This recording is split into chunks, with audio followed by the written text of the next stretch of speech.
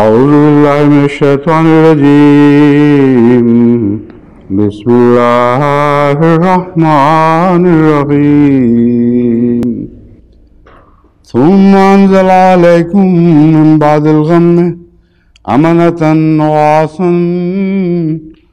أمنة نعاسا يغشى طائفة منكم وطائفة قد أهمتهم أنفسهم يظنون بالله غير الحق ظن الجاهلية يقولون هل لنا من الأمر من شيء قل إن الأمر كله لله يخفون في أنفسهم ما لا يبدون لك يقولون لو كان لنا من الأمر شيء ما قتلنا هاهنا قل لو كنتم في بيوتكم لبرز الذين كتب عليهم القتل إلى مضاجعهم وليبتلي الله ما في صدوركم وليمحص ما في قلوبكم والله عليم بذات الصدور.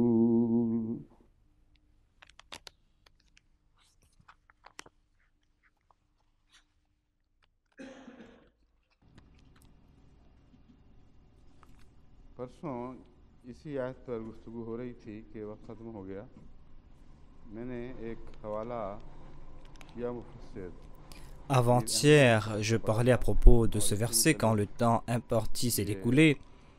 Je citais un exégète chiite, Mir Ahmad Ali Saeb, et je déclarais qu'Inch'Allah, je vais continuer les commentaires à propos de ce chiite, puisque j'ai pris maintenant les objections des chiites à propos de ce verset. Je pense que maintenant, l'on va devoir diviser les commentaires de ce verset en deux parties. C'est pour cette raison que je vais mentionner superficiellement ce que disent les chiites à propos des compagnons du saint prophète Mohammed, paix soit lui, qui se sont enfuis au cours de la bataille d'Uhud. Pourquoi est-ce qu'ils en sont courroucés? Et ensuite, avec le verset 156, vous allez comprendre en détail ce qu'ils veulent dire. Mais il y aura une autre partie qui concernera le verset 160 de la sourate Al-Imran. Donc, voilà le plan des choses que je vous présente pour l'instant. En tout cas, je citais l'extrait de ce chiite et il me restait une partie. Il déclare: d'autre part, nous voyons la conduite disgracieuse des hypocrites musulmans ce jour-là, et cela a été camouflé par des descriptions embellies des événements et concernant les coureurs parmi les musulmans qui ont déserté le saint prophète Mohammed, paix soit lui, et qui se sont vus comme des chèvres sauvages sautant de pierre en pierre sur la montagne. Fin de citation. Il souffre ici en raison de ces personnes, car Dieu a pardonné ces personnes. Il déclare: pourquoi mentionner le pardon de ces personnes? Pourquoi ne pas souligner leurs crimes? Et pourquoi ne pas les avilir? Et pourquoi ne pas les abaisser? Pourquoi ne pas dire qu'ils sont comme ces chèvres qui ont sauté de pierre en pierre et qui se sont enfuis comme des couards? Voyez comment les compagnons ont déserté le saint prophète Mohammed, paix soit lui. Voilà le tourment dans lequel il se trouve. C'est quelque chose que nous voyons à la lumière de ses écrits. Et quelle est la vérité derrière cela? Est-ce qu'il est triste puisque ces personnes ont abandonné le saint prophète, paix soit lui, ou pas? Vous allez comprendre la réalité après, Inch'Allah, quand je vais citer le verset 156. Mais les compagnons du saint prophète Mohammed, paix soit lui, ont donné leur vie pour le saint prophète Mohammed, paix soit lui. Ces personnes n'ont pas mentionné ces faits. Et les compagnons du saint prophète Mohammed paix soit lui ont présenté leur vie au saint prophète paix soit lui avec ardeur. Ils se sont battus et ils ont consenti à de grands sacrifices. Cette personne, ce chiite, déclare que vous devez oublier cela. Ce sont des descriptions embellies. On veut tout simplement vous détourner l'attention. Vous devez tourner votre attention vers ce point central, c'est-à-dire que le décret de Dieu n'était pas juste. Dieu n'avait pas le droit de pardonner ces malchanceux, ces malheureux. Allah a pardonné ces personnes, mais laissez ça de côté. Mais vous devez présenter les faits de ces personnes. C'est quoi qui se sont sauvés comme des chèvres. Vous devez présenter cela au monde et c'est là que vous allez comprendre la réalité des choses.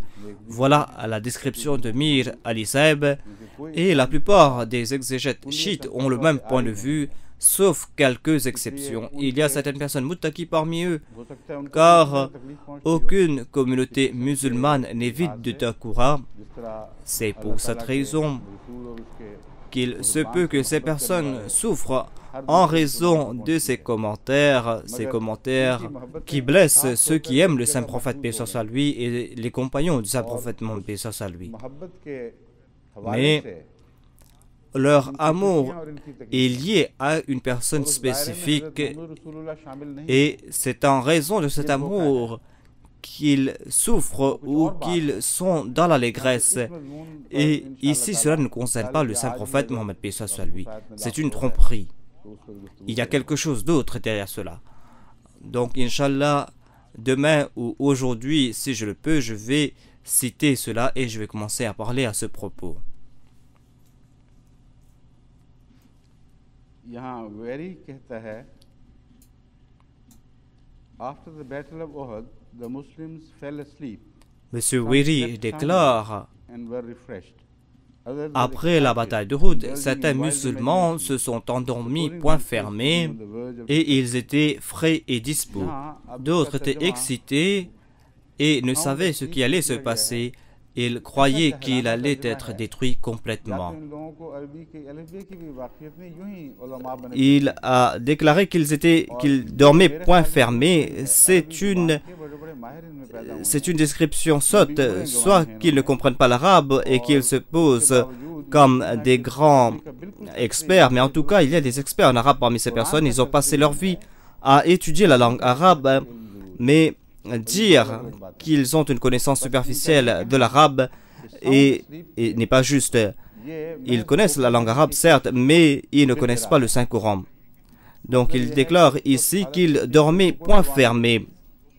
Et c'est là, il a déclaré cela tout simplement pour égarer les gens. On dirait que ces personnes dormaient point fermé et qu'ils ne se souciaient de rien et qu'ils ont profité de leur sommeil. Et qu'il y avait quelques personnes qui étaient anxieuses, des personnes qui comprenaient la réalité des choses. Donc, ceux qui étaient des hypocrites, ceux qui n'avaient pas de foi, et ceux qui avaient des doutes, et ceux qui ne pouvaient pas dormir, selon lui, ces personnes sont les muttaqi. Voilà les personnes qui étaient conscients des dangers. Mais les muttaqi, ceux pour qui Allah a fait tomber ce sommeil, ces personnes étaient inconscientes. C'est pour cette raison que selon Weri, ces personnes dormaient point fermé. Alors que dans un seul rapport, on ne trouve pas une telle description.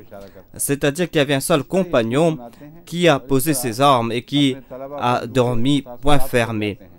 Et lui non plus, il ne cite aucun rapport. Voilà comment il fabrique le mensonge et voilà comment il laisse ses traces. Bon nombre de ces élèves ont trait avec les services de renseignement et tout cela a été enseigné dans le School of Oriental and African Studies ou d'autres universités d'ici. On enseigne l'arabe, l'islam et la culture asiatique et orientale. Et soit ce sont des personnes qui concernent la défense qui viennent étudier ces faits ou ces études. Ils viennent étudier cela temporairement et ces personnes sont envoyées dans ces universités. Donc, au soit, il y a d'autres personnes qui étudient cela afin de servir dans les corps diplomatiques et afin d'utiliser ces études contre les musulmans, contre les orientaux, et ils veulent avoir un poste dans ce domaine. C'est pour cette raison qu'ils veulent se préparer pour cela, et c'est pour cette raison qu'ils veulent avoir tous les moyens à leur disposition. Voilà pourquoi ils étudient ces choses. Mais regardez quelles sont les traces qu'ils laissent et regardez comment ils influencent ces étudiants. Ensuite, il déclare: si nous n'avions pas été tués, ils considèrent Dieu être contre eux car ils n'ont pas eu de butin. Voilà ce que déclare M.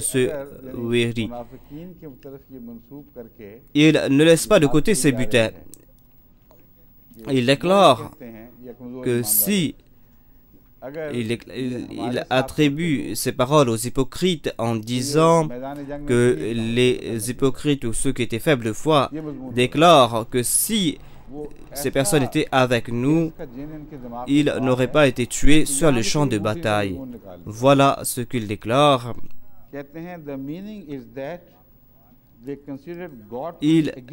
Il a été complètement aveuglé par les butins et il ne voit que les butins.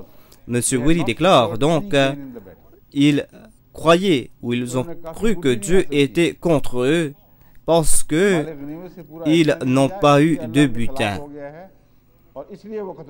Ils n'ont pas eu assez de butin, c'est pour cette raison que Dieu était contre eux.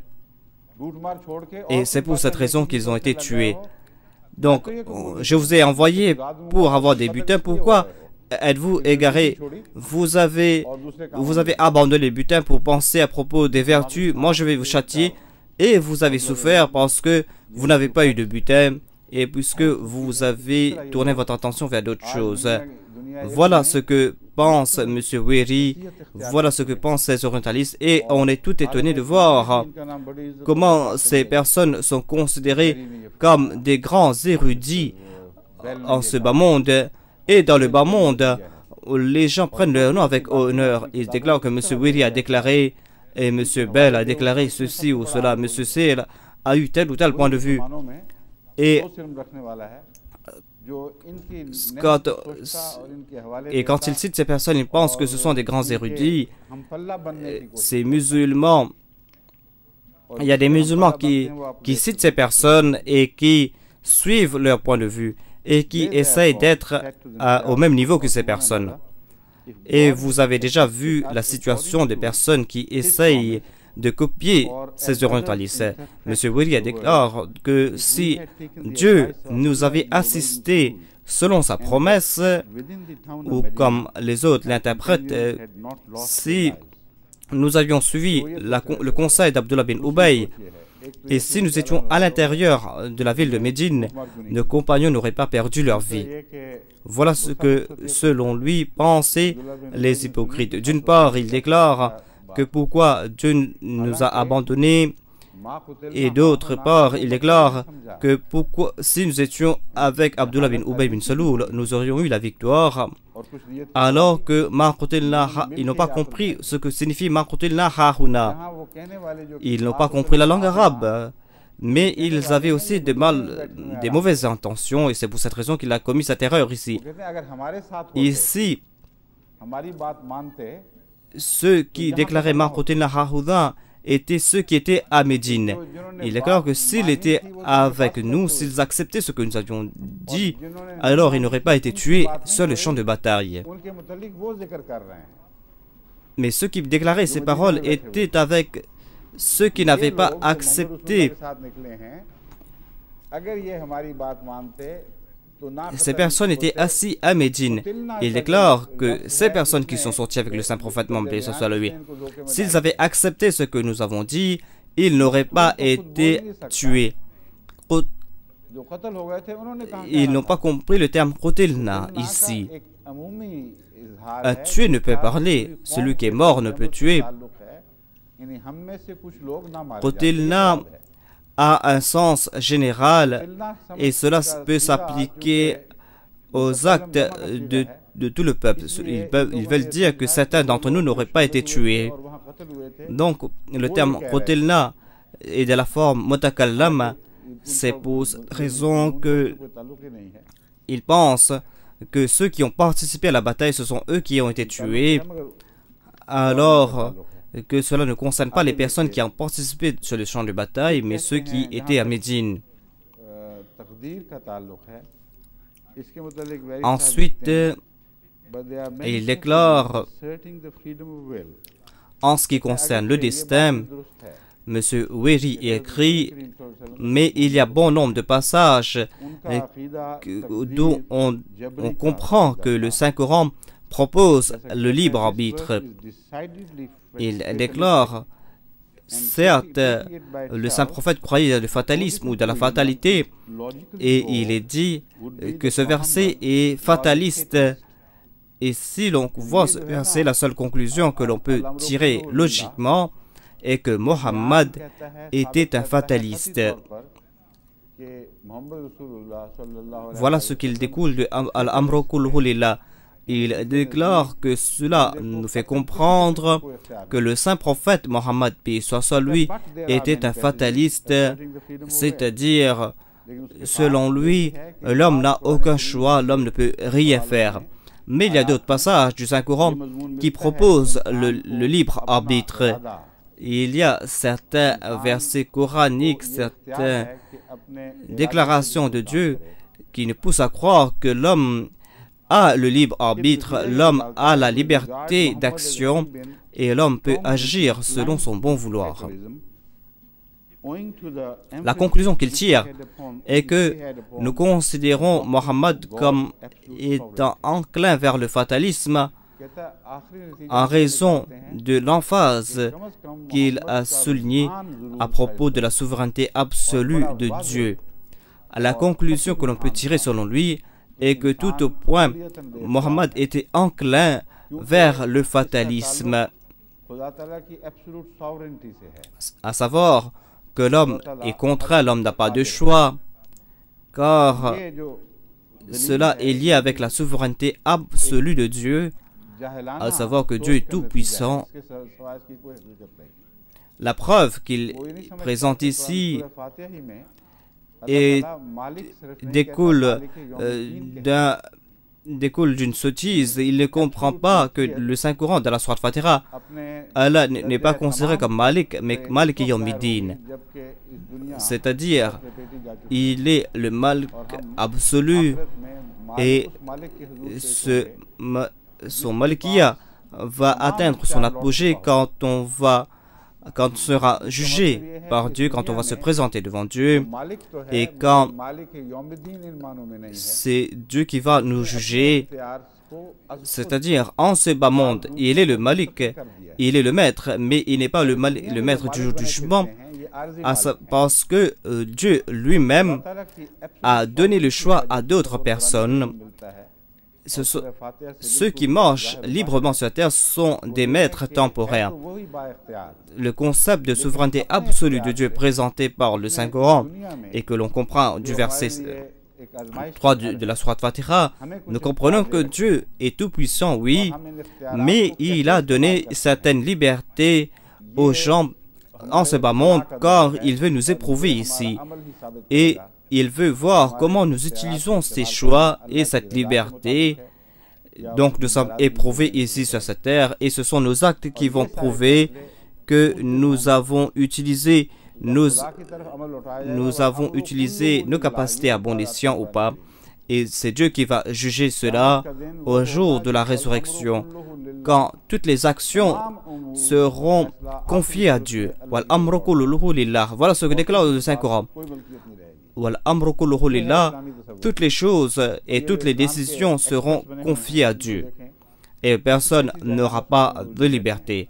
Voilà le concept de l'islam et ces soi-disant experts de l'islam, regardez leur point de vue, regardez leur concept erroné. Il déclare, c'est pour cette raison que les musulmans croient dans la fatalité. Il déclare que, en étant un homme, le saint prophète avait cette liberté arbitre et il ne croyait pas dans cette prédestination absolue.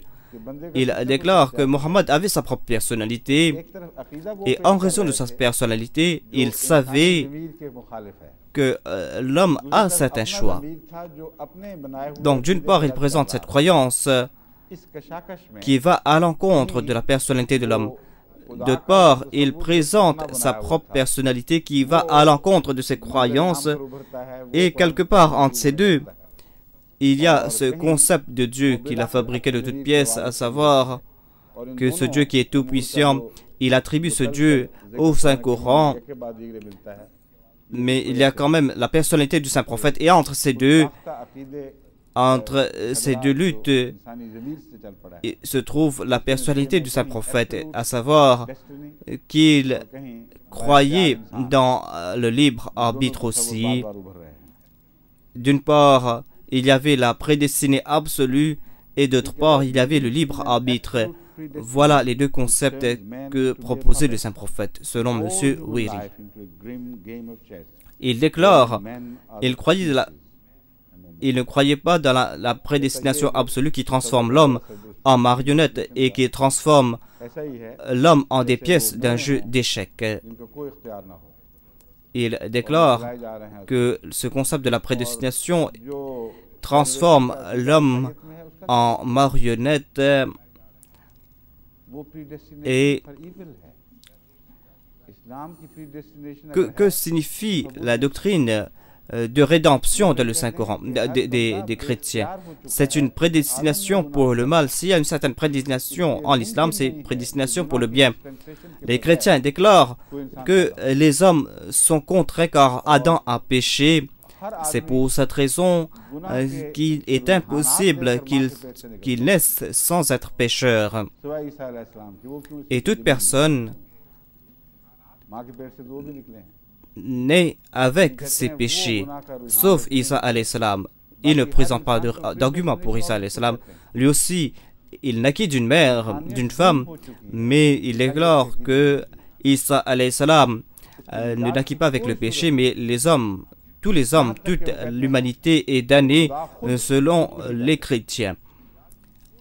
Et il y a point de salut pour l'humanité et il déclare que Dieu lui-même doit se suicider. C'est-à-dire que comment présenter le sacrifice du Messie? Ce sacrifice est un suicide. Dans certains cas, nous ne pensons pas que ce n'était pas un suicide, mais c'était par contrainte.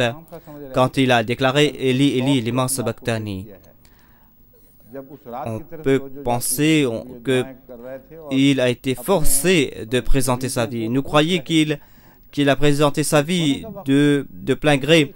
Ensuite, la veille, quand il a pleuré pendant la nuit, quand il réprimandait ses suivants, pourquoi dormir? Est-ce que vous n'avez pas honte? Nous dit la Bible. Vous êtes en train de dormir, point fermé, alors que le lendemain je vais souffrir. Levez-vous et priez et présentez-vous devant Dieu. Demandez à Dieu d'enlever cette coupe qui m'est amère. Ensuite, ici l'on voit que Jésus-Christ n'a pas commis un suicide. Donc, ce que nous disent les chrétiens, nous pensons que Jésus-Christ s'est suicidé, mais ce que nous dit la Bible est le contraire. Ils disent que le Père a placé son Fils sur la croix afin de laver les péchés de l'humanité. Et les chrétiens disent que tous doivent mourir avec ces péchés. Est-ce qu'on peut avoir de concepts plus affreux de la prédestination? Vous n'allez pas trouver dans d'autres religions. Vous ne trouverez pas de tels exemples parmi les religions de l'Est ou de l'Ouest, à savoir que toute l'humanité est damnée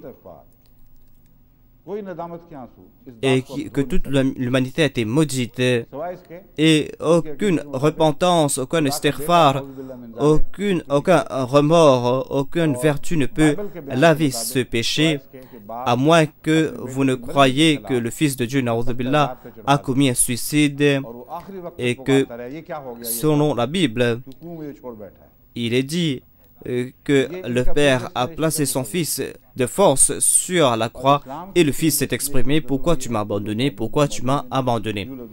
Voilà leur concept de la prédestinée. Et le concept de l'islam est kullul mawludin yuladu ala al-fitra. Toute personne qui naît avec cette pensée pure, yuladu ala l'islam. Tout enfant qui naît avec ses propensités de suivre l'islam. C'est-à-dire que tout enfant est pur. Cet enfant a reçu la paix de Dieu et cet enfant suit les directives de Dieu.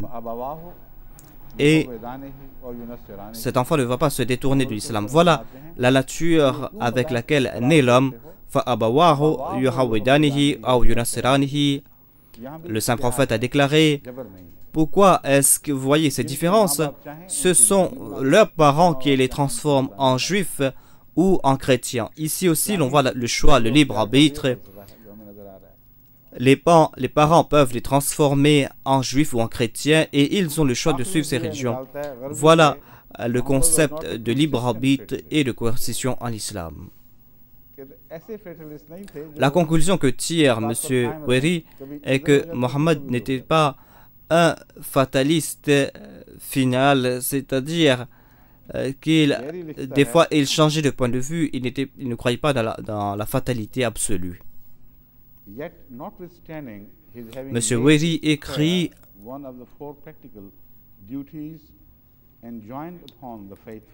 mais il avait fait la prière une des pratiques des musulmans. Il avait conseillé les musulmans de prier et il proposait le libre arbitre. Mais il y a bon nombre de passages du Saint-Coran qui nous font comprendre que Dieu est l'auteur du péché. Maintenant, il est en train d'accuser l'islam, la chose qu'ils commettent eux-mêmes. Il est clair, certes, nous voyons des passages concernant le libre arbitre, mais il y a un grand nombre de passages du Saint-Coran qui nous poussent à croire que c'est Dieu qui a créé le péché, c'est Dieu qui pousse les gens à commettre des péchés et que l'homme est contraint. Donc, le concept du péché des chrétiens, il l'a placé sur l'islam. Il est en train d'en accuser l'islam. Des fois, ce sont les voleurs qui crient: au voleur, le voleur m'a volé. Voilà ce qu'il est en train de commettre lui-même ici. C'est votre Dieu qui a forcé l'homme à naître pécheur. Ce n'est pas là le concept de Dieu, l'islam. Ensuite, il déclare, il a cité bon nombre de versets. Ces conclusions sont si illogiques que je ne vais pas en faire mention ici. Ensuite, il déclare, ces versets sont si nombreux et ces versets proposent la prédestination et tout cela est confirmé par les traditions, et la conclusion est que nous devons croire que Mohammed est responsable du fatalisme en islam. Donc, toutes ces choses que nous sommes en train de voir en réfléchissant sur ces versets et en réfléchissant sur ces hadiths qui soutiennent ces concepts, la seule conclusion que l'on peut tirer est que c'est Mohammed, le saint prophète Mohammed, paix soit sur lui, qui était responsable du fatalisme ou de la fatalité en l'islam. En fait, quand au Moyen-Âge, quand l'islam s'est divisé en plusieurs sectes, les érudits discutaient à ce propos. Est-ce que l'homme a un choix ou pas? Et ce sont des questions qui ont été levées par des poètes. Et M. Obaidullah Alim Sahib, qui était assis devant moi, lui aussi dans un de ses vers a cité cela. Il déclare que l'on va commencer avec la création de l'homme. Est-ce qu'il y avait la coercition là-bas ou pas? Donc je ne sais pas si Allah a répondu à cela, mais je vais répondre à ce propos plus tard. Je vais tout simplement dire que durant ces débats, les deux groupes ou ces groupes ont essayé de présenter leur point de vue à la lumière du Saint-Coran et des hadiths. Et cette personne ici, M. Wiri, puisqu'il ne veut pas présenter les arguments en faveur d'un ou d'autre, puisqu'il ne veut pas choisir en faveur d'un ou d'autre, c'est pour cette raison qu'il veut influencer les gens en Occident. Il veut tout simplement détourner les gens de l'islam et il présente arbitrairement cela en déclarant que tout cela est en accord au Coran et aux hadiths.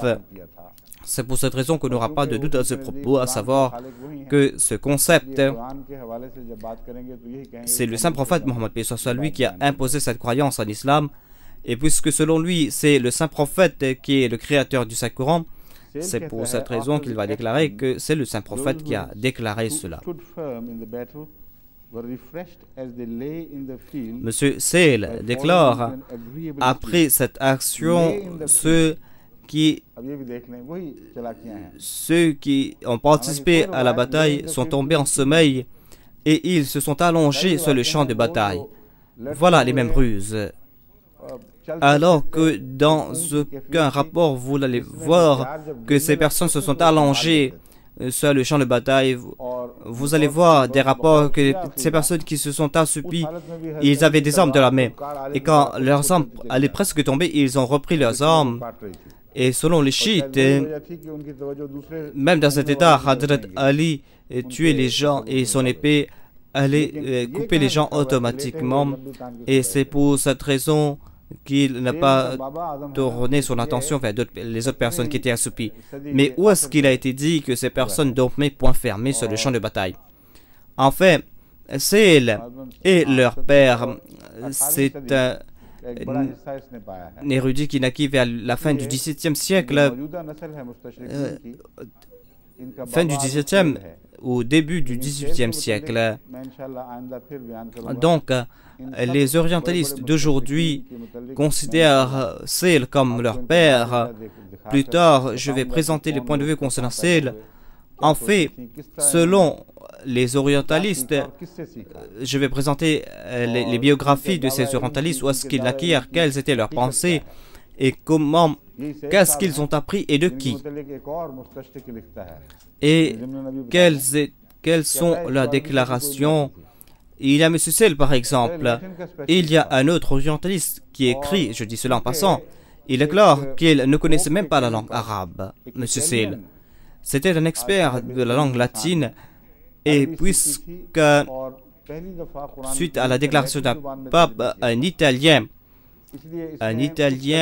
a appris la langue arabe, et c'est lui qui a publié le Saint-Coran, une traduction du Saint-Coran dans la langue latine la première fois. M. Sale a pris cette traduction latine et a traduit cela en anglais, et il ne connaissait même pas une seule langue, un seul mot de l'arabe, et il cite ces extraits et il vole ces extraits. Il dit que cet érudit latin ou italien ne connaissait pas grand-chose, mais en tout cas, il a cité les passages de ces personnes, tout comme le Maulvi Salem a déclaré que certains mollahs ont plagié les passages du Messie premier salam et ils n'en font pas mention. Voilà ce qu'on appelle le plagiat, c'est-à-dire le fait de voler les passages d'un livre ou d'un ouvrage d'un autre. Donc, les orientalistes déclarent que Sale a plagié les passages de cet érudit italien. Tout ce qu'ils ont reçu, il les a reçus de cette personne, mais cette personne n'a pas fait de recherche et ne sait pas quelles sont les erreurs commises par cette personne. Et et ces erreurs, il les attribue à l'islam. Et ensuite, ils ont continué ils ont continué à commettre ces infamies. Donc, leur point de vue à propos de l'islam était erroné, mais en tout cas, ils ont commis d'autres infamies. Voilà le résumé de leur recherche à propos de l'islam. Voilà le résumé de l'inimitié qu'ils ont envers l'islam. Monsieur Sale déclare: ils sont dormis point fermé sur le champ de bataille et ils ont laissé de côté leurs épées. Mais ceux qui s'étaient comportés de mauvaise façon étaient troublés et ils avaient peur car ils craignaient la destruction. Ils imaginaient maintenant qu'ils allaient être détruits. Ceux qui étaient éveillés et ceux qui se souvenaient de leurs erreurs, ces personnes n'ont pas eu sommeil, mais les autres dormaient point fermé. Et tout comme les gens s'allongent dans le soleil ou sous les ombres, il dit que ces personnes étaient endormies sous les ombres.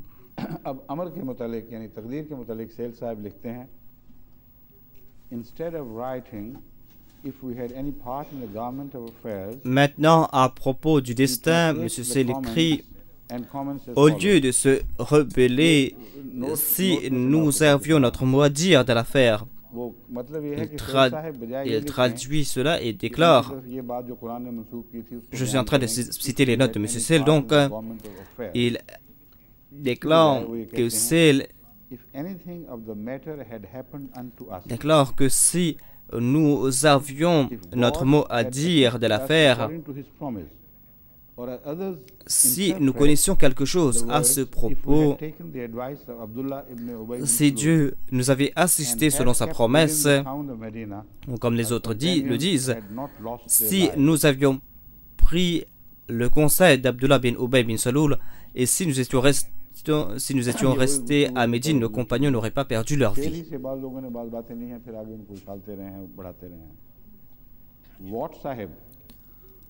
J'en ai fait mention auparavant. Beaucoup de personnes ont cité Sale. Monsieur Watt, qui est considéré comme un des plus grands orientalistes de notre époque, je présente ses points de vue. Il déclare, au lieu d'appliquer le remords, il déclare ce fut une angoisse. Ils ont accepté la fatalité de ce jour et cela enlève l'anxiété et cela accorde de la sérénité. Le reste du verset démontre que les musulmans ont une cause noble. Cela ne nous concerne pas ici.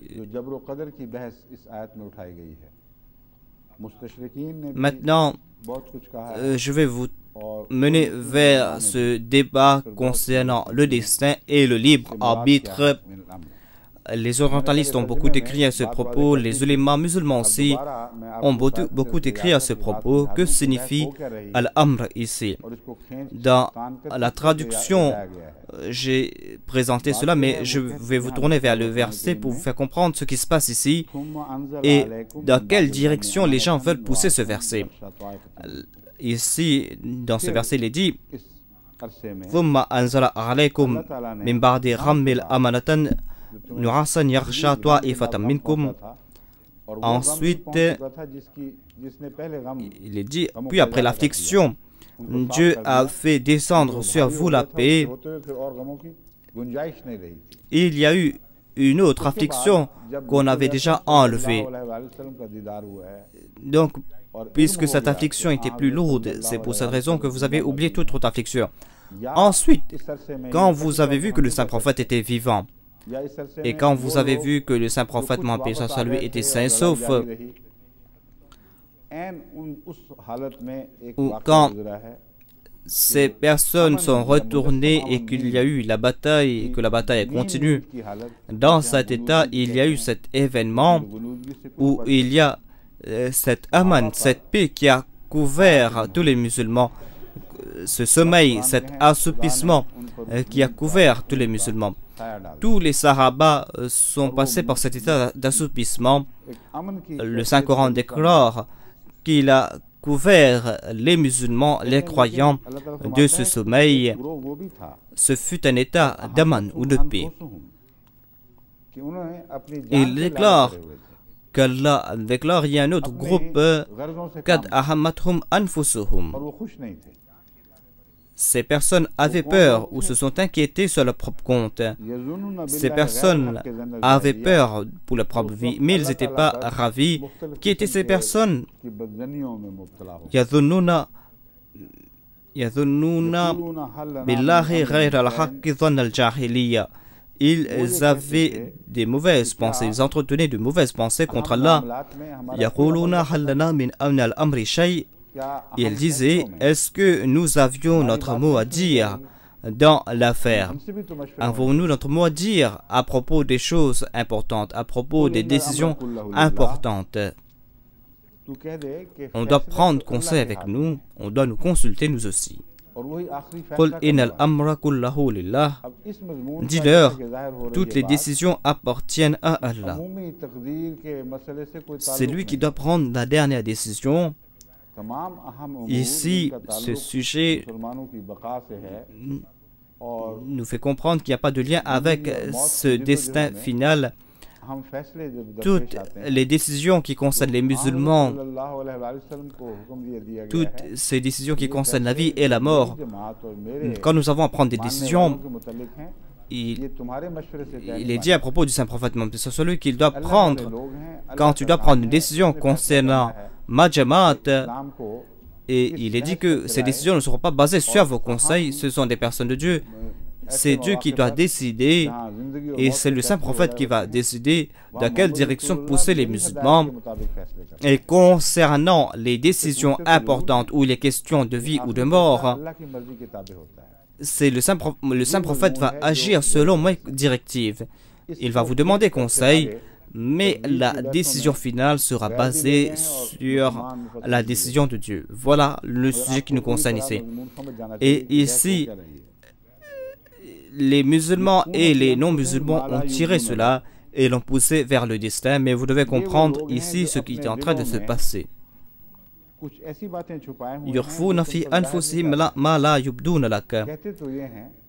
Ces personnes dissimulent dans leurs esprits, dans leur cœur, ce qu'ils ne te dévoilent pas.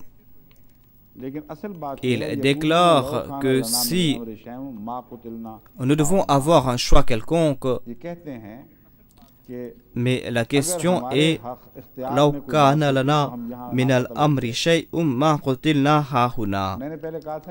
et ils disent, si nous avions eu quelque part à la direction des affaires, nous n'aurions pas été tués ici.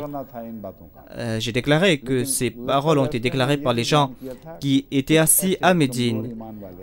Et il y avait des personnes qui étaient assis qui prononçaient ces paroles, mais au cours du dars précédent, j'ai déclaré qu'il y avait certains faibles parmi les musulmans qui ont participé dans la bataille, certes, mais ces personnes ont rejeté le choix de la chef et ils étaient portés ou ils étaient enclins vers la foi et ils n'étaient pas enclins vers l'hypocrisie.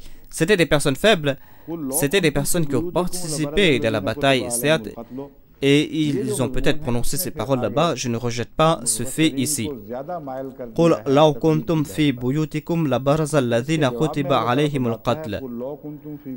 Donc, les exégètes ont été poussés à croire que ce verset concerne le destin, car Allah déclare,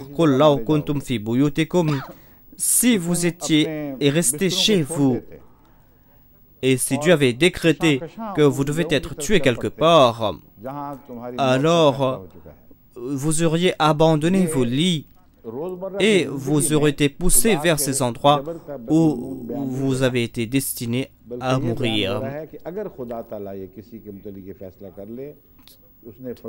Ici, ce n'est pas une question de jabar ou de coercition, de fatalité quotidienne. Il est dit que si Allah a décidé que telle personne doit mourir à quelque part, alors l'homme n'aura aucun choix et il va partir là-bas, il va mourir à cet endroit.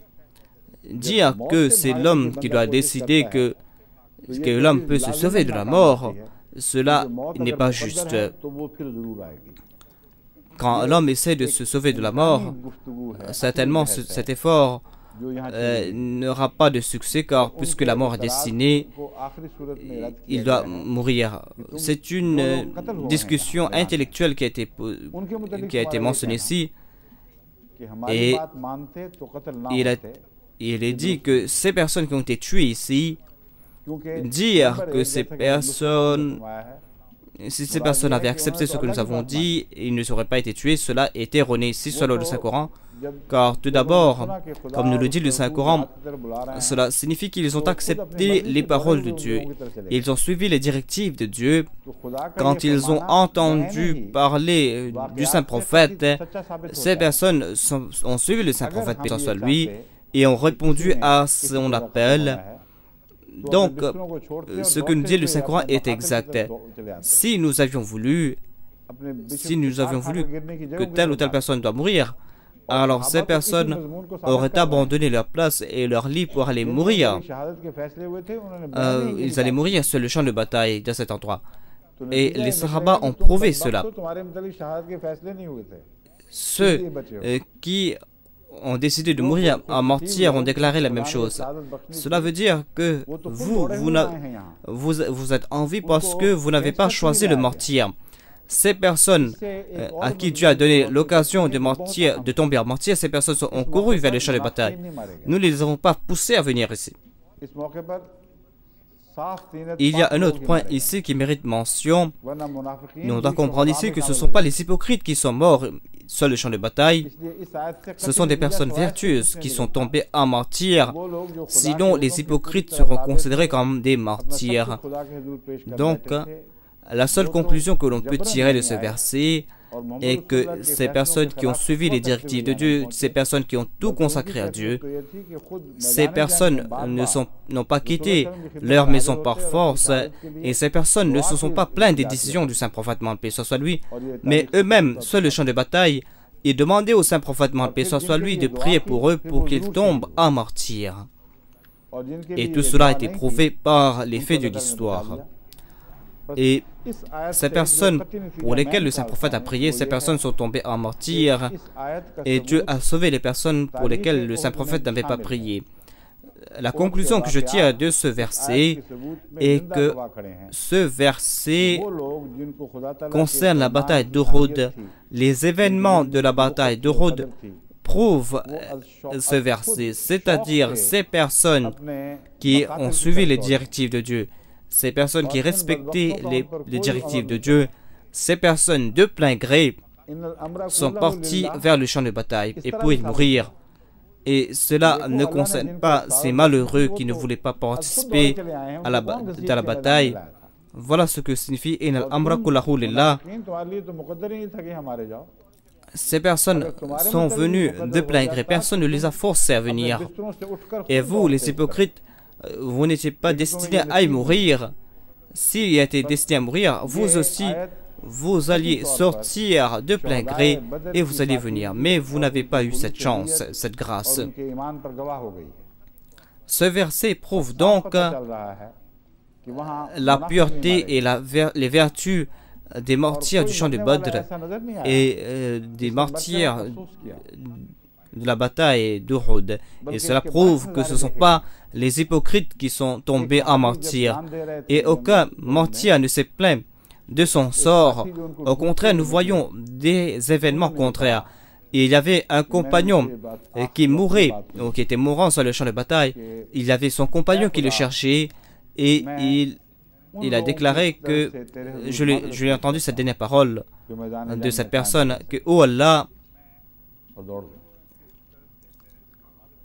je demande pardon pour ces personnes qui n'ont pas fait preuve de détermination sur le champ de bataille. Donc, accepte ce pardon de ma part et je m'absous de ces hypocrites et de ces polythéistes. » Et il est décédé avec ces paroles. Il y avait d'autres personnes qui sont décédées sur le champ de bataille. Il y avait une personne que le saint prophète Mohammed paix soit sur lui cherchait. Le saint prophète l'avait envoyé en priant pour lui pour qu'il tombe en martyr. Le saint prophète demandait où se trouve cette personne. Un compagnon l'a cherché et l'a trouvé sous une pile de cadavres. Il a entendu quelques murmures et il a porté son attention vers ces cadavres. Et ici, l'on voit l'amour qu'il avait pour le saint prophète Mohammed paix soit sur lui. C'est un signe de la foi des martyrs. Et ce seul témoignage rejette les milliers de passages de ces orientalistes comme Meweri et ses compères. Nous demandons à ces orientalistes de présenter un seul témoignage, à savoir qu'un martyr est en train de se lamenter, est en train de se plaindre. Vous n'allez pas trouver de tels extraits, il n'y a personne qui a déclaré cela. Mais au contraire, l'on voit que leur désir était de mourir au pied du saint prophète Mohammed paix soit sur lui. Donc ce martyr voulait mourir au pied du saint prophète Mohammed paix soit sur lui. Cette personne a levé et l'a placé devant le saint prophète paix soit sur lui. Et là, il a posé sa tête sur les pieds du saint prophète paix soit sur lui et il est décédé. Et il était content car son désir a été accompli. Voilà l'état des martyrs.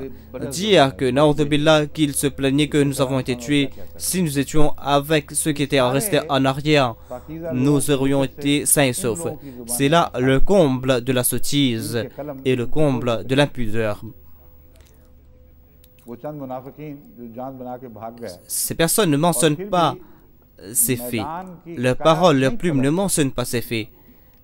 Ils ne font que mentionner ces quelques hypocrites qui ont abandonné le champ de bataille.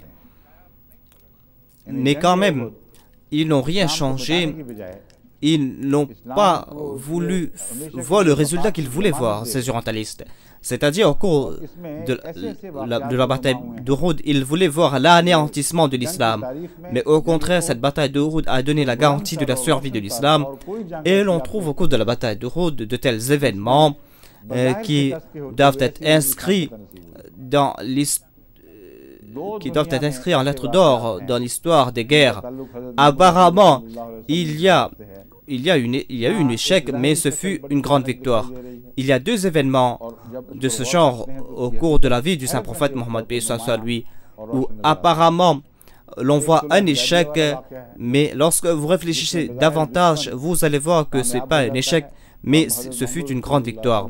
Il y a tout d'abord les événements au cours du traité de Hudaybiyah, où d'une part nous voyons que le saint prophète n'a pas pu accomplir le Hajj et que ses ennemis ont eu la victoire. Apparemment, le Saint-Coran déclare qu'il n'y avait pas eu de plus grand Hajj auparavant, car ces personnes ont été pardonnées. Mais les chiites ne connaissent pas cela, eux. Ils déclarent que ces personnes qui se sont sauvées, ces personnes que je vais mentionner après, ils déclarent que c'était des infâmes, des hypocrites, et les historiens musulmans connaissaient leurs actes et ces personnes, les exégètes, n'ont pas mentionné le fait. Mais Allah déclare qu'au cours de la Sulh Hudaybiyah, ce verset à propos du traité de Hudaybiyah, Allah déclare que radiyallahu anhum, Allah est content d'eux, car ces personnes, ils ont fait le serment d'allégeance sur tes mains. Voilà les personnes qui ont été pardonnées par Dieu.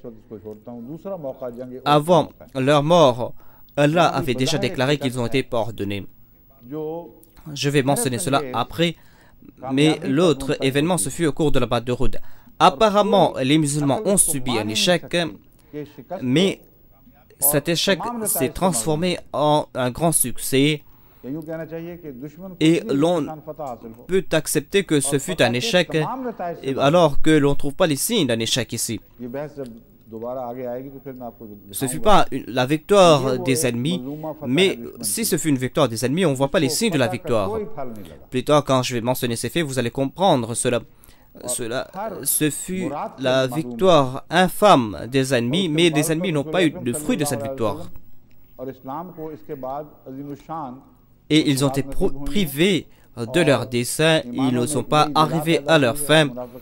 Et après cela, l'islam a eu victoire sur victoire et les hypocrites ont été coupés et ceux qui étaient comme des boulets qui entravaient la marche des musulmans, on a pu enlever ces boulets et les musulmans sont allés de l'avant. Mais maintenant, je vais me tourner vers cette question de destin. Que signifie le destin? Comme je l'ai déclaré, M. Weri vivait en ce temps en Inde, c'est-à-dire au XVIIIe siècle, et il avait déjà débuté sa campagne contre l'islam en Inde, et il voulait transformer tous les musulmans de l'Inde en chrétiens, et M. Weri donc a joué un grand rôle dans cette campagne, et tous ceux qui se sont détournés de l'islam et qui se sont apostasiés de l'islam ont été enseignés par M. Weri. Parmi eux, il y avait M. Abdullah Atam qui avait fait un débat avec le Messie premier l'Islam. Et le point de vue de M. Abdullah Atam a été repris. M. Abdullah Atam donc a été influencé par les écrits de Weri. Le Messie premier l'Islam mentionne ces faits en déclarant: ici, M. Abdullah Atam a cité ce verset Yaquluna halana min al-amri shay. Il conclut que l'islam propose la contrainte. C'est là un malentendu de sa part. Ici, Amr signifie le pouvoir. Et cela concerne les personnes qui ont déclaré: ah, si nous avions eu notre mot à dire, nous n'allions pas prendre de telles décisions et les musulmans n'auraient pas subi des pertes. Si on nous consultait, alors nous n'aurions pas subi de telles pertes. Le Messie premier salam déclare, Dieu déclare: Qul inal amra dit, toutes les décisions appartiennent à Allah. Toutes les décisions appartiennent à Allah. Vous devez suivre le saint prophète Mohammed, paix soit lui, car il juge selon les décisions de Dieu. Le Messie premier salam déclare: quel est le lien entre ce verset et le destin? Il y avait quelques personnes et il est dit seulement ici que si on nous avait consulté, nous aurons donné des conseils contraires, mais Allah déclare qu'ici il n'est pas question de destin, ce fut là une décision de Dieu, un ordre de Dieu. Ensuite, le Messie premier salam, s'adressant à M. Abdullah Atam, déclare que vous avez présenté cette question de destin et de fatalité et vous essayez de prouver que l'islam propose la fatalité. Peut-être que vous n'avez pas vu d'autres versets coraniques qui concernent la libre arbitre de l'homme. L'année dernière, j'ai cité cela et maintenant, avec cet extrait, je complète le sujet du destin. Et le Messie premier salam a cité certains versets coraniques concernant le destin et le libre arbitre. Wa inna laysa lil insani ma sa'a.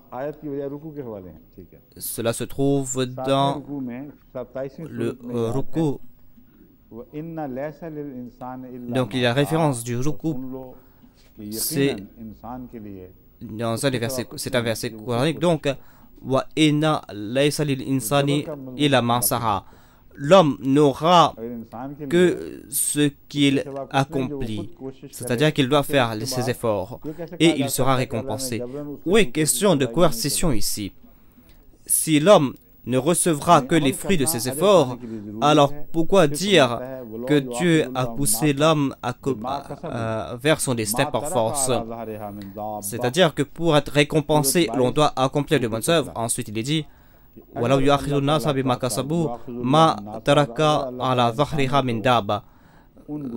chapitre 22, verset 17, si Allah avait voulu détruire l'humanité tout entière en raison de leurs méfaits, Ma taraka ala dhahriha min daba, Dieu n'aurait pas laissé sur la surface de la terre un seul être vivant, une seule créature vivante.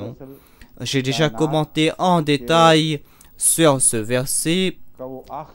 Cela signifie ici que l'homme se trouve à l'apogée même de la création. Et après cela, on trouve à l'apogée de l'humanité, on trouve le saint prophète Mohammed à lui.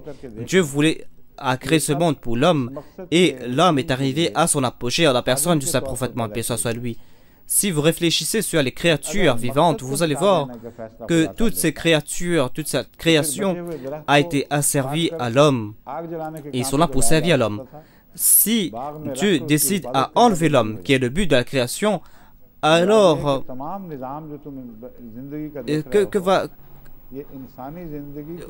il va détruire toute cette création, toute cette terre. Cela veut dire que tout le système que vous voyez, le système de vie, tout ce système est là pour soutenir l'homme. Et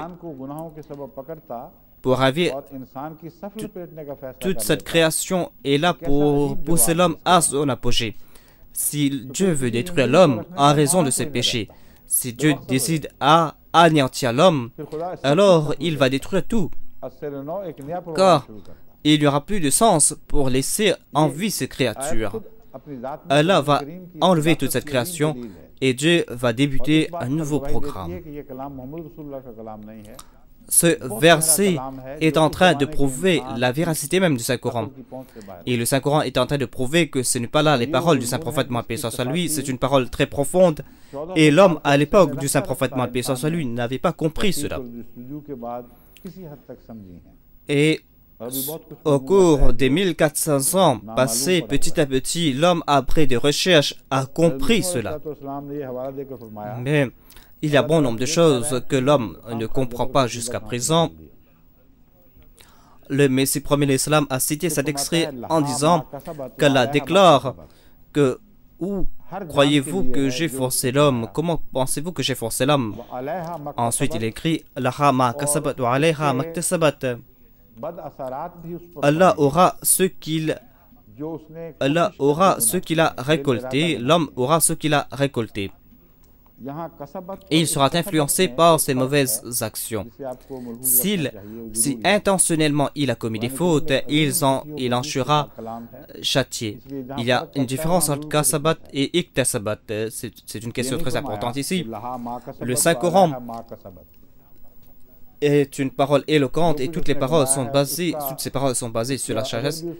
Il n'est pas dit la ma kasabat ou alayha ma kasabat, c'est-à-dire qu'il aura les récompenses ou les châtiments de ses actes. Iktisab signifie accomplir quelque chose sciemment, intentionnellement. Cela concerne les péchés qu'on commet sciemment et cela ne concerne pas les erreurs qu'on commet dans l'insouciance. Le châtiment ne concerne pas donc les erreurs commises inconsciemment. Vous serez châtié pour les péchés que vous commettez sciemment. Si vous commettez un acte de vertu inconsciemment, vous en serez récompensé. Voilà ce que signifie la rahma de Dieu. Allah vous aide avec grâce et si vous accomplissez quelque chose de bien, par hasard, vous en serez récompensé. Des fois, un aveugle peut attraper un oiseau qui est en train de voler, mais c'est un fait du hasard. Mais si vous commettez un péché sciemment, mais vous en serez châtié. Ensuite, le Messie premier l'Islam déclare Man amila salihan fali nafsi. Celui qui accomplit un acte de vertu, il en sera récompensé. Celui qui accomplit un acte de vertu, il en sera récompensé. et celui qui commet une faute en sera châtié. فَكَيْفَ إِذَا أَصَابَتْهُمْ مُصِيبَةٌ بِمَا قَدَّمَتْ أَيْدِيهِمْ. C'est-à-dire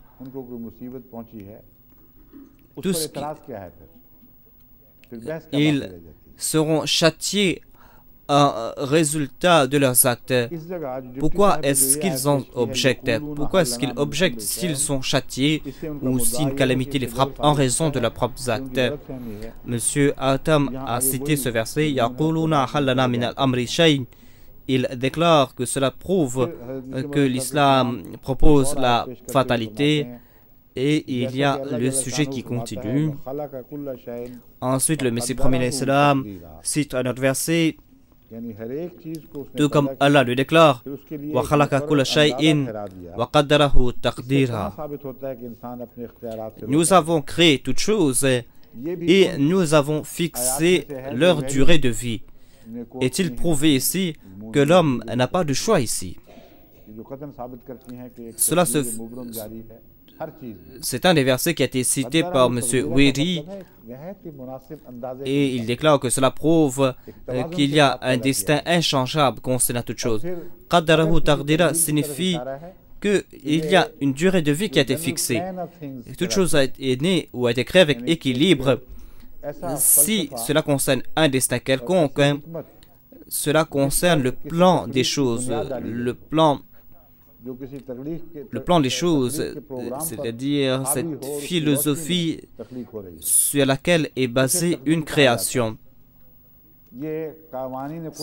C'est un programme qui s'applique à la vie d'une espèce. Voilà ce qu'on appelle le taqdir ou le destin. Les lois de la nature nous présentent la même chose.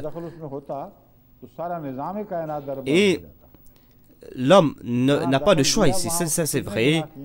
Si l'homme a un choix quelconque à ce propos, il aurait transformé les lois de la nature.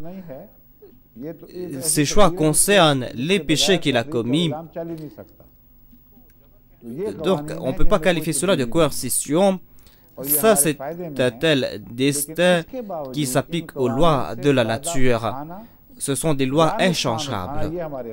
Et ces lois sont en notre avantage. Mais en dépit de cela, en dépit de ces lois, l'on peut profiter de ces lois et on peut en subir les conséquences. Il y a ce destin qu'on ne peut changer. Ça, c'est le destin qu'on trouve en haut. Ensuite, il y a certaines lois et on peut profiter de ces lois et on peut subir aussi les conséquences de nos actes. Il y a par exemple le feu. Le feu a une certaine puissance. Vous pouvez utiliser le feu pour vos machines. Et avec le feu, vous avez créé beaucoup de choses. Donc, ce destin est inchangeable. Vous avez le destin de profiter de cette loi, de ce feu. Mais si un criminel utilise le feu pour brûler les maisons ou pour tuer les gens, si vous utilisez le feu pour tuer des milliers et des milliers d'Irakiens, vous avez eu cette liberté, oui, mais certainement vous serez châtié pour ces méfaits. Vous serez châtié par ce même feu plus tard et personne ne pourra vous en défendre. Et ensuite, après la mort, vous serez châtié. Donc, vous avez le choix et il y a cette coercition. Vous ne pouvez pas changer les lois de la nature, mais vous pouvez utiliser ces lois de la nature. Ces gens n'ont pas compris cela et c'est pour cette raison qu'ils ont objecté contre l'islam. Le Messie premier l'islam déclare: où est-il prouvé que l'homme n'a pas de choix? Au contraire, l'homme a des choix.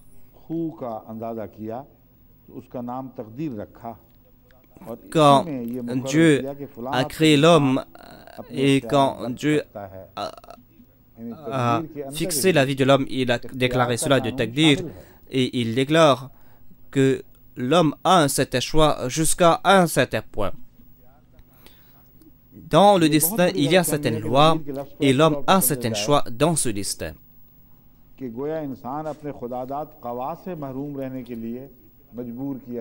C'est croire que l'homme et forcé à suivre leur nature est erroné. C'est-à-dire, votre concept du destin est erroné et ce concept n'a pas de lien avec l'islam, à savoir que les capacités que l'homme a données,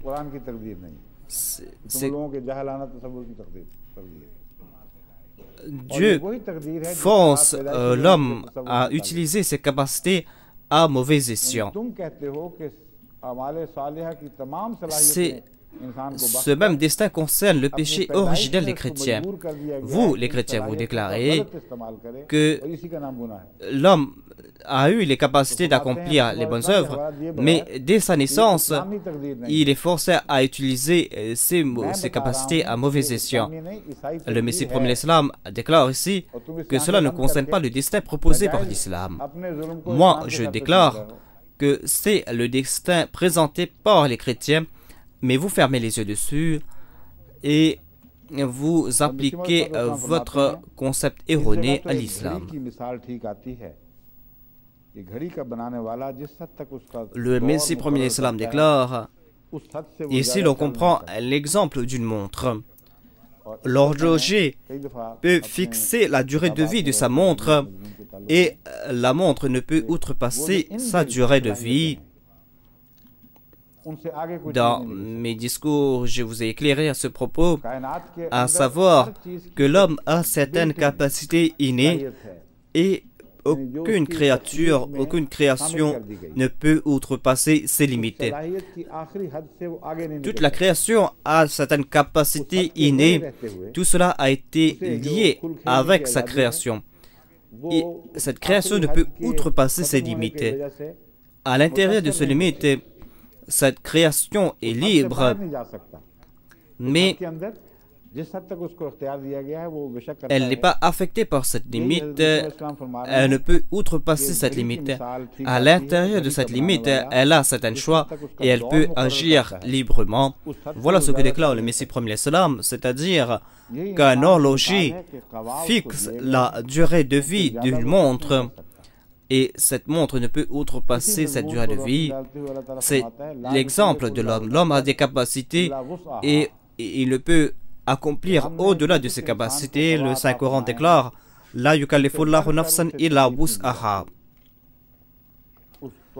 Allah ne change aucune âme au-delà de ses capacités.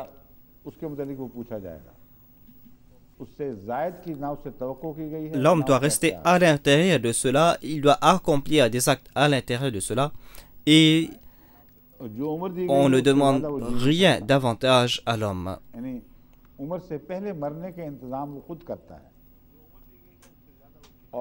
Et l'homme ne peut vivre au-delà. C'est l'homme qui doit se préparer et des fois Allah le protège des calamités, mais il y a une âge ou une durée de vie qui a été fixée dans ses gènes. S'il est sain et sauf, s'il vit en bonne santé, s'il fait la différence entre le bien et le mal, alors il peut vivre jusqu'à 100 ans. S'il veut mourir avant cela, il est prouvé qu'il peut mourir avant cela.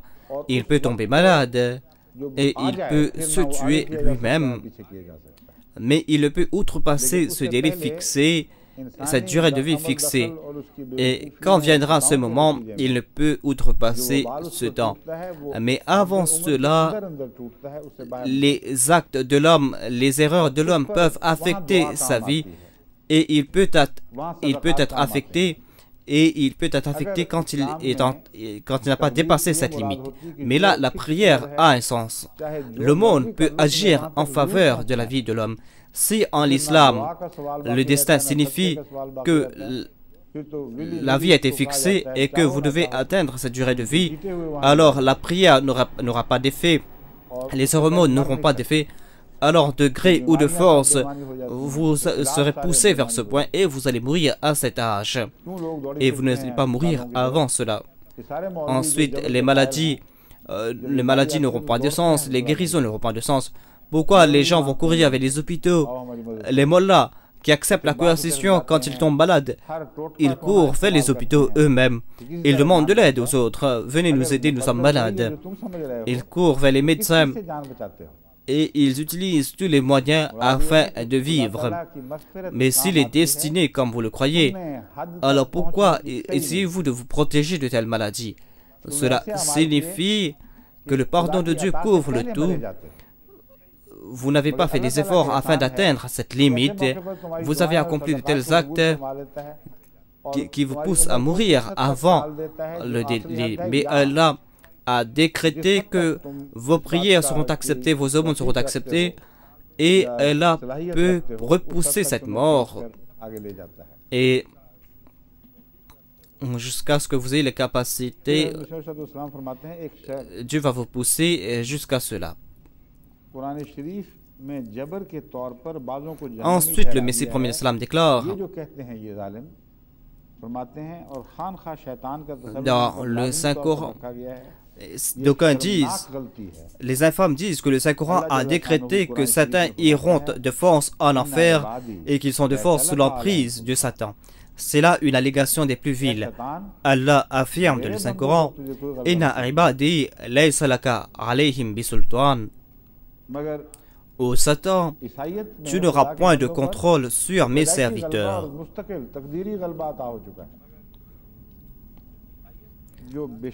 Mais dans le christianisme, il est dit que Satan a contrôle sur l'homme dès le début. L'acte infâme des chrétiens ici, c'est qu'ils veulent imposer cette croyance des chrétiens sur l'islam, alors que l'islam n'a aucun trait avec ces croyances. Et eux, ce sont eux qui ont lien avec ces croyances. C'est-à-dire que l'homme est là afin de servir Satan. Satan a la suprématie sur l'homme dès le début. Et tant qu'on n'accepte pas que Dieu a sacrifié son fils et que le fils s'est sacrifié lui-même, alors l'homme ne peut sortir de cette suprématie qui a été imposée. Et il déclare, et l'histoire de l'homme est en train de prouver le contraire. Que se passe-t-il ici dans ces pays chrétiens? Combien de péchés voyons-nous autour de nous? Ces personnes ne croient-ils pas en Jésus-Christ? Pourquoi la propensité de commettre le mal n'a-t-il pas disparu en ces personnes? La question est que la vérité est présentée par l'islam. Toute personne n'est pure. Ensuite, c'est l'environnement qui l'influence, ce sont ses parents qui l'influencent. Et l'environnement peut le transformer en une personne méchante ou une personne vertueuse, peut le transformer en chrétien ou en juif. Et ici, il a le choix. Ses parents et son environnement peuvent le pousser à faire ses choix. Le Messie premier l'Islam déclare, Inna ibadi laysa alayhim bisultan. Ô Satan, tu n'as aucun contrôle, aucun pouvoir sur mes serviteurs. Regardez comment l'Islam nous a donné la liberté. Si les gens juste veulent voir la vérité, ils doivent voir ce verset. Mais Matthieu déclare le contraire. Car dans l'évangile de Matthieu, il est dit que Satan a éprouvé Satan et il a pris. Et c'est comme si Satan a contrôlé Jésus-Christ. Il a forcé à le suivre jusqu'à ce que Satan lui a demandé de prosterner devant lui. Satan lui a placé sur une montagne et lui a présenté les éclats du monde. Regardez Matthieu chapitre 4 verset 18. Aussi, regardez comment Satan s'est présenté comme Dieu. Et Satan lui-même a pris Jésus-Christ de force. Et c'est comme si Satan possédait les mêmes forces que Dieu. Et vous déclarez que le Saint-Coran déclare que certaines personnes ont été créées pour l'enfer. Cela prouve que vous ne regardez pas ces choses ou vous ne regardez pas le Saint-Coran avec justice. Voilà la conclusion tirée par le Messie premier l'Islam. C'est-à-dire, dès le début, ces personnes sortent pour répandre leur inimitié contre l'islam. Lorsqu'ils préparent leur carrière dès le début, ils ont ces mauvaises intentions, c'est-à-dire qu'ils doivent attaquer l'islam, qu'ils doivent répandre leur fiel contre l'islam et qu'ils doivent compléter ou pousser jusqu'à l'apogée leur inhibition vers l'islam. Le Messie premier l'islam déclare que vous ne regardez pas ces faits avec justice. Regardez ce qu'Allah déclare. La amla anna jahannama minka wa mimman tabi'aka. Ô Satan, je vais emplir l'enfer de toi et de ces personnes qui te suivent toi, ces personnes qui ont décidé à te suivre. Est-ce qu'il y a question de coercition ici? J'emplirai l'enfer de toi et des personnes qui te suivent. Ce verset prouve donc qu'Allah ne veut pas jeter les gens en enfer par force, mais ces personnes qui méritent l'enfer en raison de leurs actes, ces personnes iront en enfer. Ensuite Allah déclare yudillu bihi kathiran wa yahdi bihi kathira wa ma yudillu bihi illa al-fasiqin. C'est-à-dire Allah égare bon nombre de personnes par cette parole, par le Saint-Coran, et Allah guide bon nombre de personnes par cette parole, mais il égare les personnes qui ont décidé à s'égarer elles-mêmes.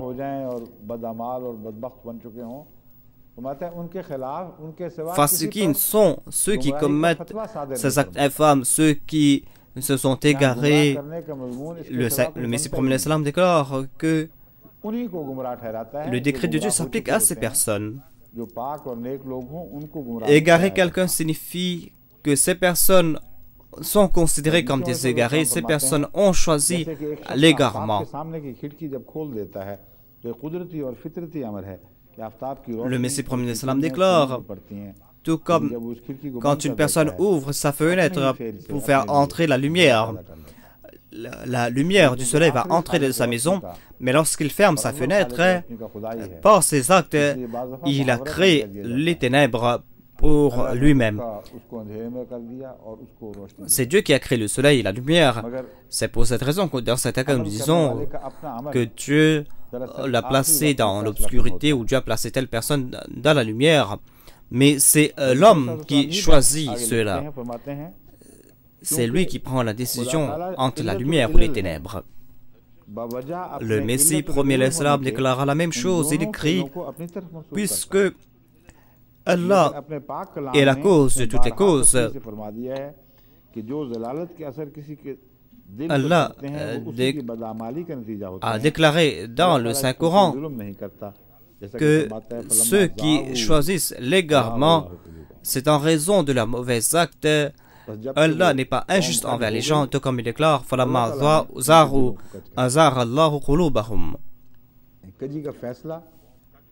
lorsqu'ils dévièrent du droit chemin, Allah fit dévier leur cœur. Ce sont eux qui ont choisi de dévier. Et leurs actes les a poussés à se faire. Lorsqu'ils ont accompli cet acte, Allah les a déviés du droit chemin. Cela signifie que c'est Dieu qui a créé les lois. Mais ces personnes sont allées à l'encontre de ces lois et Allah les a laissés s'égarer. Voilà ce que cela signifie. C'est pour cette raison que dans les traductions ahmadiyya, vous allez voir, on ne va pas traduire cela qu'Allah les a égarés, mais qu'Allah les a considérés comme égarés. Cette traduction a été prouvée par bon nombre de versets coraniques et l'on ne peut pas traduire ce verset autrement.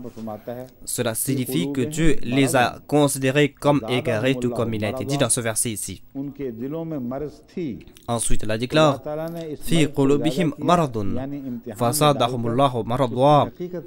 Dans leur cœur, il y avait une maladie et Allah a amplifié cette maladie. C'est-à-dire qu'Allah les a éprouvés. Si Allah n'avait pas enlevé cette maladie de force, cette maladie va s'aggraver. Cela signifie qu'Allah les a laissés libres il y avait cette maladie dans leur cœur, et puisque l'homme a donné la liberté, puisque Dieu a donné la liberté à l'homme, ce verset propose autre chose que les ennemis de l'islam nous proposent. Ces personnes ont créé cette maladie en elles-mêmes, et puisqu'Allah n'impose pas sa force, et puisqu'Allah ne réforme pas les gens par force, c'est pour cette raison qu'Allah les a laissé cette maladie. Voilà ce que signifie fasadahumullahu marada. Allah les a laissé cette maladie grandir jusqu'à ses conséquences naturelles. Ensuite, il déclare Allah a scellé leur cœur, mais en raison de la mécréance. Il présente ce verset. Ici, le Messie premier est en train de donner la réponse. Et le Saint-Coran a expliqué cela, que leurs cœurs ont été scellés, oui. Mais pourquoi? C'est en raison de la mécréance. C'est la conséquence, mais ce n'est pas la raison de la mécréance. C'est la conséquence de la mécréance. Mais si l'on doit accepter le destin, alors tournons-nous vers votre livre, la Bible. Lisez l'Exode chapitre 4 verset 41, où Dieu a déclaré à Moïse que je vais endurcir le cœur de Pharaon, et lorsque son cœur est endurci, est-ce qu'il aura l'enfer comme récompense ou le paradis? Dans l'Exode, Dieu déclare que je vais endurcir le cœur de Pharaon. En ce qui concerne le Saint-Coran dit que Dieu a déclaré à Moïse de parler au Pharaon avec aménité, de lui parler bien afin qu'il soit poussé pour qu'il soit enclin à faire le bien, afin que son cœur ne soit pas endurci. L'Exode déclare que Dieu a décidé que Dieu a endurci le cœur. Mais nous disons que vous devez comprendre ces versets et vous devez essayer de comprendre le Saint-Coran aussi. Là-bas, endurcir le cœur dans l'Exode signifie tout simplement que ce malheureux a adopté la mauvaise voie et Dieu lui a laissé libre. Et conséquemment, son cœur s'est endurci. Lisez l'Exode chapitre 7 verset 3, Proverbe chapitre 16 verset 4, Exode chapitre 10 verset 2, Deutéronome chapitre 29 verset 4 et Psaume chapitre 48 verset 7. Dieu vous a pas donné les cœurs et les oreilles pour comprendre cela. Voilà ce que nous dit la Bible. Dans ces références, il est dit que jusqu'à présent, Dieu ne vous a pas donné les cœurs pour comprendre ces faits. Vous n'avez pas les yeux ou les oreilles pour voir et pour écouter ces faits. Si c'est une question de coercition, alors ici nous voyons la coercition. Ensuite, dans les psaumes chapitre 48 verset 7, Dieu a fixé un décret qui est inchangeable. Voilà ce que dit les psaumes. Un destin inchangeable. Et maintenant, ils allèguent les mêmes choses contre l'islam. En état chrétien, ils présentent de telles choses. Maintenant, je me tourne vers le Messie premier l'islam.